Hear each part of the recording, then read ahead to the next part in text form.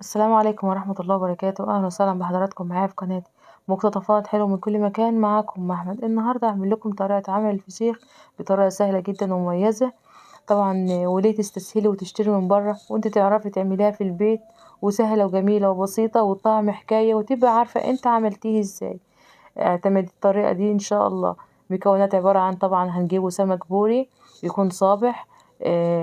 هتاخديه تغسليه تحت الحنفية مية دافية، وتضغطي بس كام ضغطة كده على السمكة.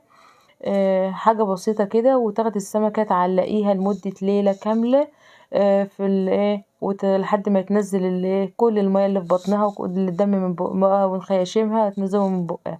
ناخده بقى السمكة، نكونوا مجهزين خلطة كده جميلة كده عبارة عن حوالي كوباية كبيرة ملح عشان نحشو الخياشيم الأول.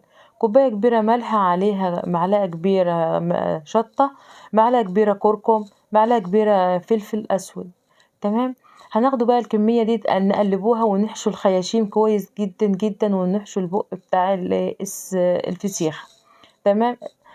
ناخده بقى السمك، ناخده بقى كده ونحطوه في كيسة ونحشو بقى كده، ونحطه حوالي طبعا الكيلو سمك حوالي كيلو ملح، على الكيلو سمك حوالي كيلو ملح. هنحط بقى الملح، طبعا ملح رشيدي من الخشن ده.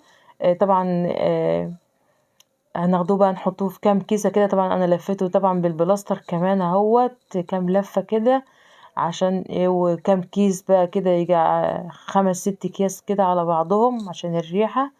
وكتمنا الفسيخ وخلاص، وقعدت اقلبه بقى ايه كل يوم تقليبتين، مرة يمين مرة شمال مرة فوق مرة تحت كده يعني، لحد ما ايه حوالي 7 8 ايام لحد ما الفسيخ بتاعنا بقى بالشكل ده. تحفة، شكله جميل، شكله يفتح النفس بصحيح. عارفة انت عملتيه ازاي، عملتي فيه ايه؟ مفيش. شوفي هنفتحه بقى الفسيخة بالطريقة ديت، طريقتها جميلة وطريقتها سهلة، وعارفة انت عملتيه ايه وحطيتي ايه وخليتي ايه كده. شوفي وريحته بقى حكاية، جميل جدا. اعتمديها واعمليها وان شاء الله تطلع سهلة وجميلة، وادعيلي دعوة حلوة ان شاء الله لما تطلع بالشكل ده. شوفي اللون بتاعه، شوفي اللون بتاعه والشكل بتاعه والفسيخة عاملة ازاي. الله، جميل جدا، جميل جدا، بسم الله ما شاء الله. طبعا انا خدت الفسيخ بقى ده نضفته بقى، وشلت بقى القشور بتاعته ديت، وفتحت الفسيخة كده وحطيتها في طبق التقديم، وحطيت جزر وليمون بقى والشطة وجهزنا بصل بقى في جنب كده وشوية سلطة وخبزنا عيش، عملنا بقى ايه شغل كده. الله، شوف الفسيخة تحفة جميلة جدا، الله عليها مستوية بقى وجميلة ولونها تحفة. طبعا بقى عاوزة تشيل السلسلة بتاعت ظهر الفسيخة دي اوكي ماشي، مش حابة براحتك، هي بتتمصمص كده ساعة الأكل كده بتبقى لها طعم تاني.